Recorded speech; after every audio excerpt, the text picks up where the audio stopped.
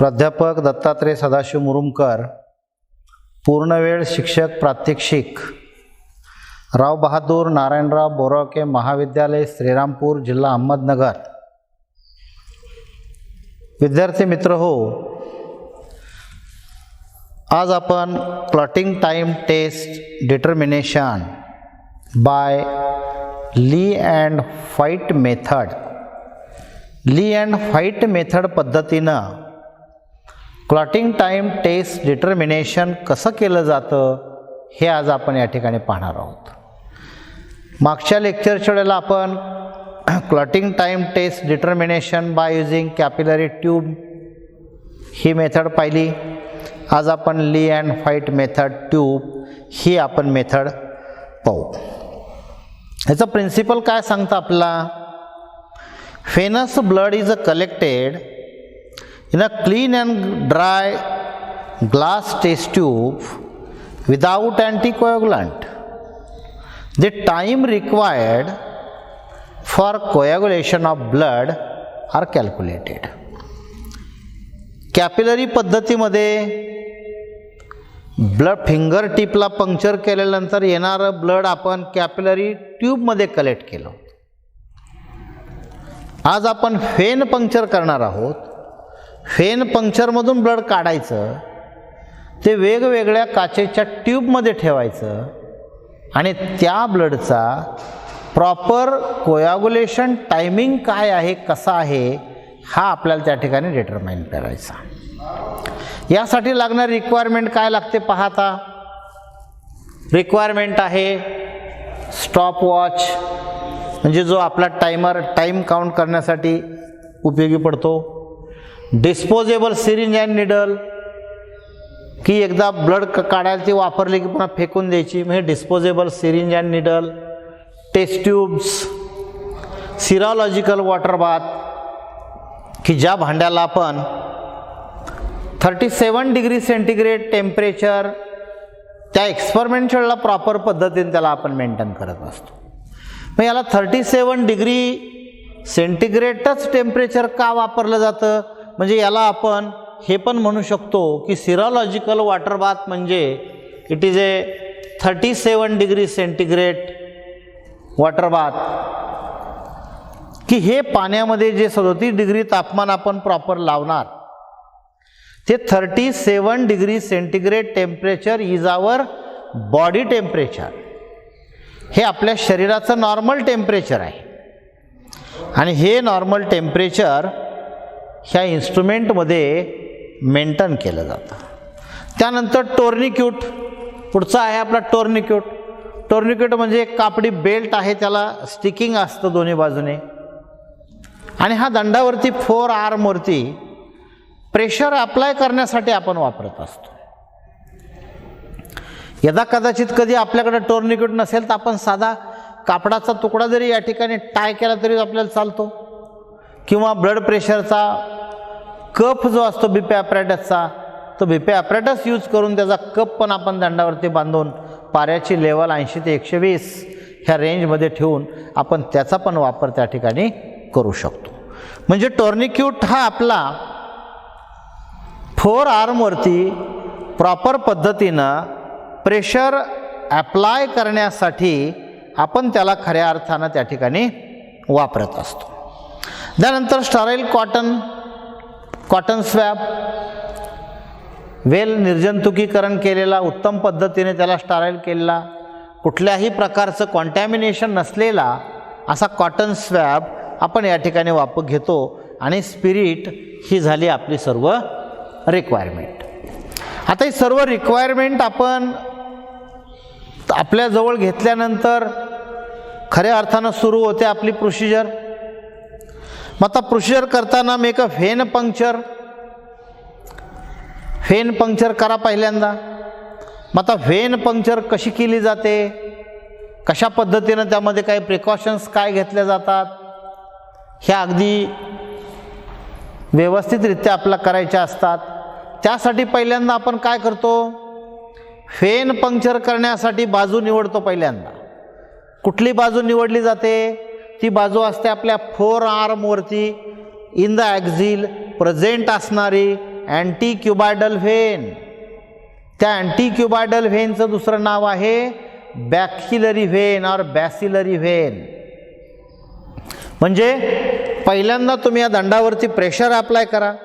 Pressure apply केल्यानंतर ह्या ॲक्झिलमध्ये जी when तुम्हाला दिसेल ती व्हेन प्रॉपर पद्धतीनं प्रॉमिनंट आहे का बघा. म्हणते अशी फुगली का, ब्लंट झाली का बघा.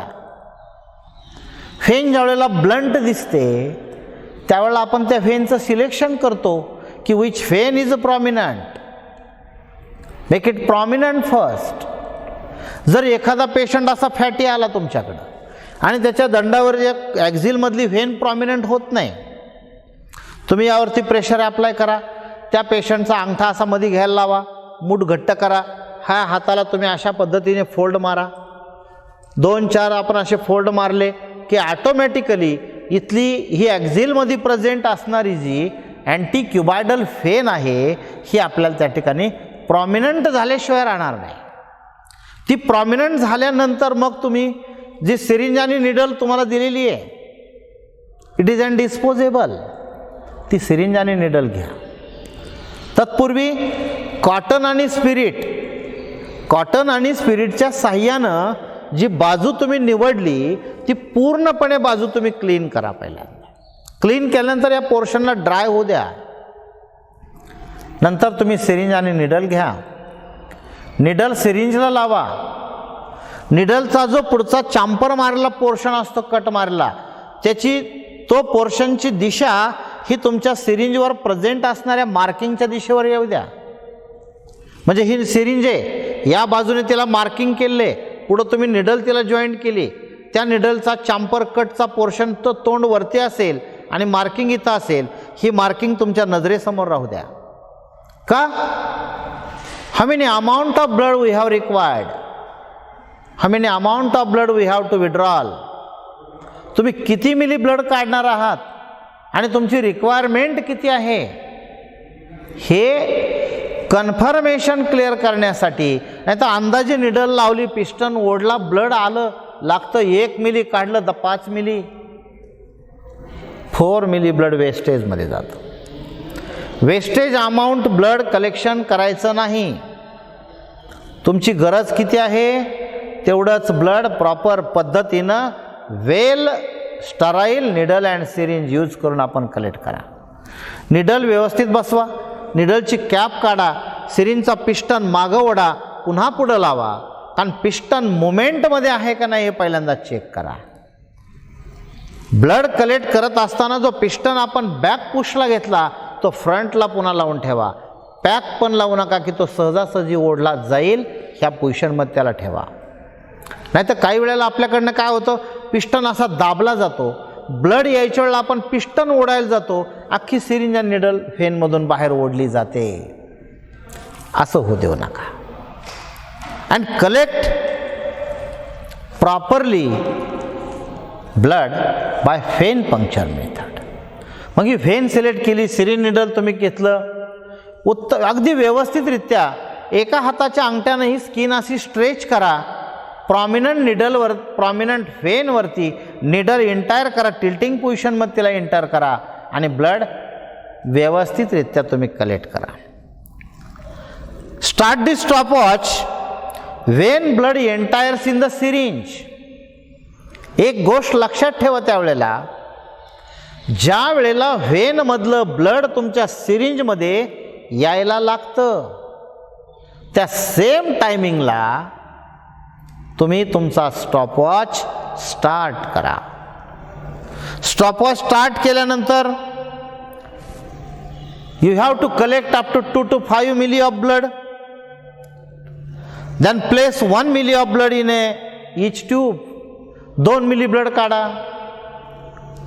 3 मिली ब्लड काढा किंवा 2.5 मिली काढा, 5 मिली काढा, 2 ते 5 इथपर्यंत त्या रेंजमध्ये तुम्ही किती ब्लड काढा. तुम्ही 2 मिली काढलं, तुम्हाला 2 काचेच्या ट्यूब मी दिल्यात. एका काचेच्या ट्यूबला तुम्ही फर्स्ट ग्लास टेस्ट ट्यूब म्हणा, दुसऱ्या ट्यूबला तुम्ही सेकंड ग्लास ट्यूब म्हणा. या एका काचेच्या ट्यूबमध्ये 1 मिली ब्लड टाका, दुसऱ्या काचेच्या ट्यूबमध्ये हे 1 मिली ब्लड टाका. ह्या दोन्हीमध्ये आपण या ठिकाणी ब्लड टाकलं. ब्लड टाकल्यानंतर ह्या दोन्हीही ट्यूबाला कॉटनचा प्लग बसवा, ड्राय कॉटनचा प्लग घ्या, ट्यूबच्या तोंडाला असा व्यवस्थित तो फिट करा की बाहेरचा इंटेरियर पार्ट आतमध्ये एंटायर होणार नाही याची दक्षता घ्या. त्यानंतर कॉटन वूलने त्याला व्यवस्थित करा. त्यानंतर place the tube in a test tube in a stand at 37 degree centigrade temperature that is given by a serological water bath. It gives 37 degree centigrade temperature for you.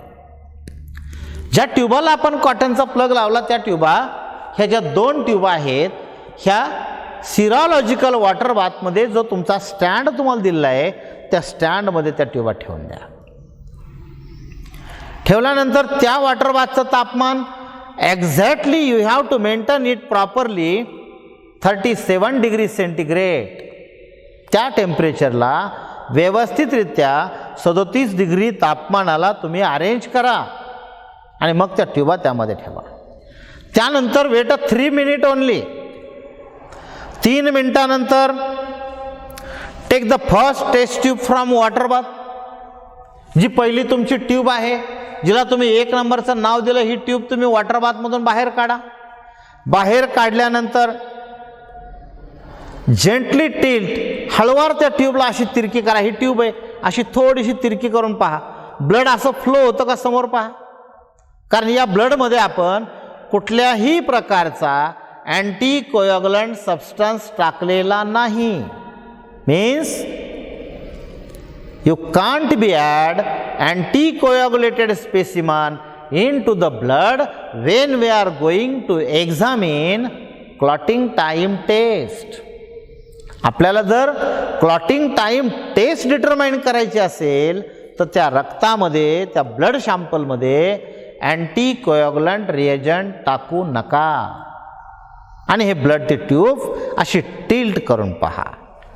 Every 30 second, प्रत्येक 30 सेकंदानंतर ती tube घ्या, थोडीशी mix करा, अशी तिरकी करून पहा. प्रत्येक 30 सेकंदाला पुन्हा तिला आतमध्ये ठेवा, पुन्हा बाहेर काढा, पुन्हा 30 सेकंदाने अशी तिरकी करून पहा.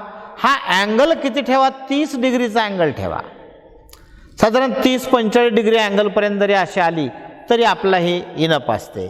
म्हणजे यामध्ये साधारण 30 सेकंदाला 45 डिग्रीच्या अँगलला ह्या ट्यूबला टिल्टिंग पोझिशनला ठेवा. Wien blood is a clot in first tube, ज्यावेळेला तुमची पहिली ट्यूब आहे ही तुम्ही प्रत्येक 30 सेकंदाला वॉटर बाथमधून बाहेर काढली, 45 डिग्री अँगलला तिरकी केली, ब्लड असं फ्लो होतं का हे तुम्ही पाहिलं. ज्या मिनिटाला हे ब्लड असं फ्लो होणं तुम्हाला बंद होईल, 45 डिग्रीला 45 डिग्री अँगल आला, तुमचं ब्लड फ्लो होत नाही, त्यावेळेला ज्या म्हणजे when first tube same tube can be tilt. म्हणजे first tube when the blood is a clotted in first tube, the same tube can be tilted to and angle of 90 degree. 45 degree अँगलमध्ये तुम्ही पाहिले यातून blood काही flow होत नाही, त्यावेळेला ह्या ट्यूबला डायरेक्ट 90 डिग्रीला टर्न करा. आपण 90 डिग्रीला या ट्यूबला टर्न केलं, ब्लड खाली येतं का पहा. ब्लड जर खाली आलं तर कोॲग्युलेशन झालेलं नाही, आणि ब्लड जर खाली आलं नाही तर त्या ट्यूबमध्ये प्रेझेंट असणाऱ्या ब्लडचं कोॲग्युलेशन पूर्णपणे झालेलं आहे की without spilling the content.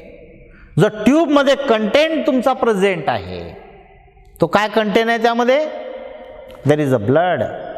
Blood त्यामध्ये प्रेझेंट आहे आणि तो जो कंटेंट आपण त्यामध्ये ठेवला आणि ही ट्यूब आपण टिल्टिंग पूर्ण केली, 45 डिग्रीनंतर डायरेक्ट तिला 90 डिग्रीमध्ये अशी उलटी फिरवली आणि जर त्यातला ब्लड पोर्शन खाली येणं बंद झालं म्हणजे तो तुमचा त्यावेळेला आलेला क्लॉटिंग टाईम असेल.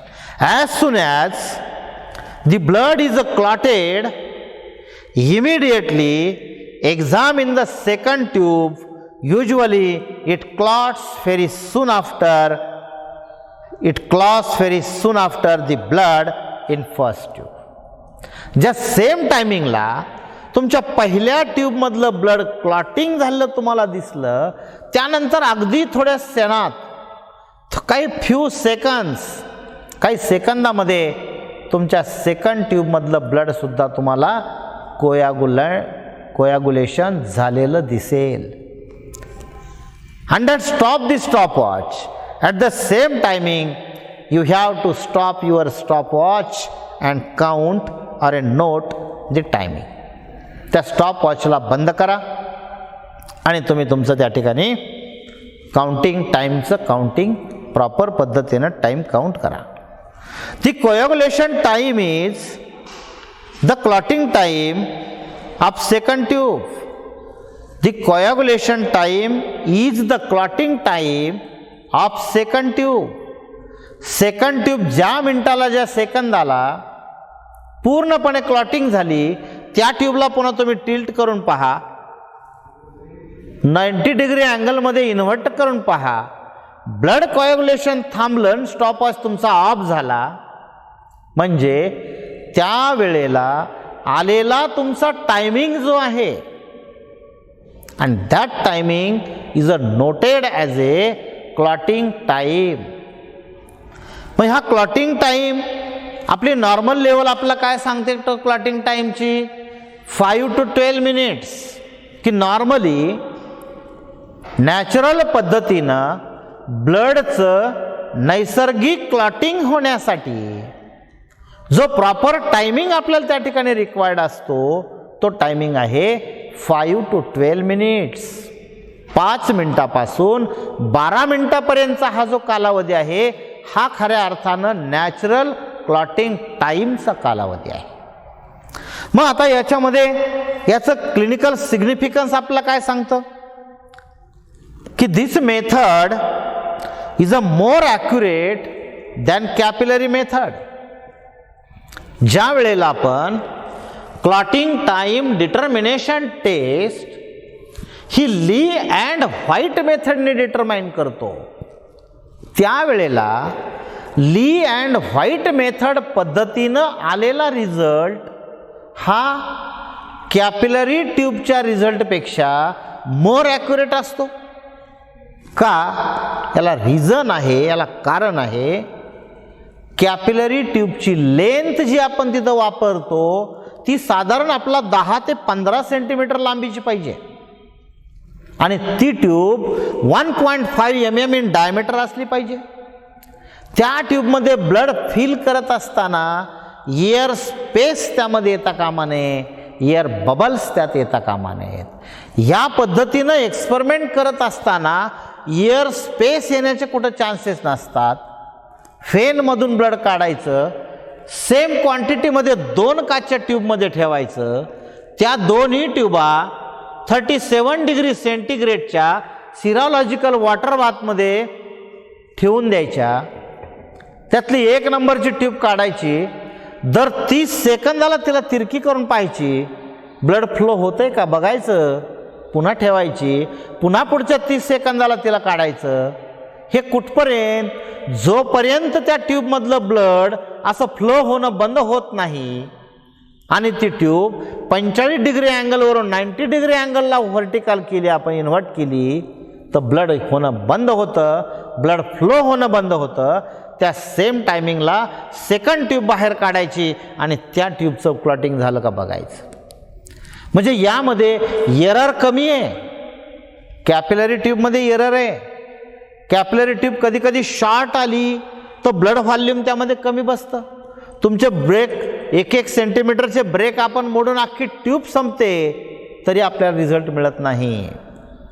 म्हणून ली अँड व्हाईट पद्धत ही जी ली अँड व्हाईट मेथड आहे, this method is more accurate method for determination of clotting time test in laboratory than capillary method. म्हणून याला आपण काय म्हटलेलं आहे की ली अँड व्हाईट पद्धत ही मोर ॲक्युरसीमध्ये काय आहे, तर ही या कारणामुळे मोर ॲक्युरेट आहे. Clotting time is perform as a screening test for coagulation disorders. की क्लॉटिंग टाइम टेस्ट ही कशासाठी परफॉर्म केलेली असते?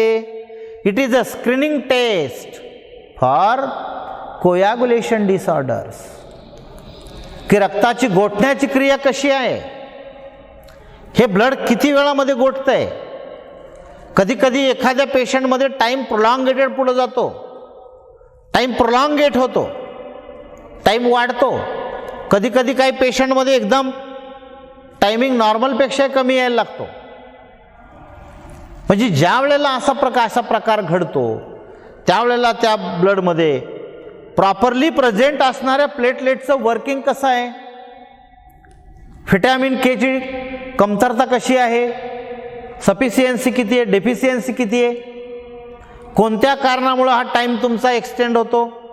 एक तर त्या पेशंटच्या बॉडीमध्ये डायबेटीस मेलायटिस पेशंट असेल, शुगरचा प्रादुर्भाव असला, तो पेशंट अल्कोहोल इंटेकर असला किंवा अन्य काही प्रॉब्लेम्स त्या ब्लडमध्ये असतील, त्यामुळं त्या पेशंटच्या ब्लिडिंग डिसऑर्डर्स येतात आणि तुमचा कोॲग्युलेशन टायमिंग हा वाढून जातो.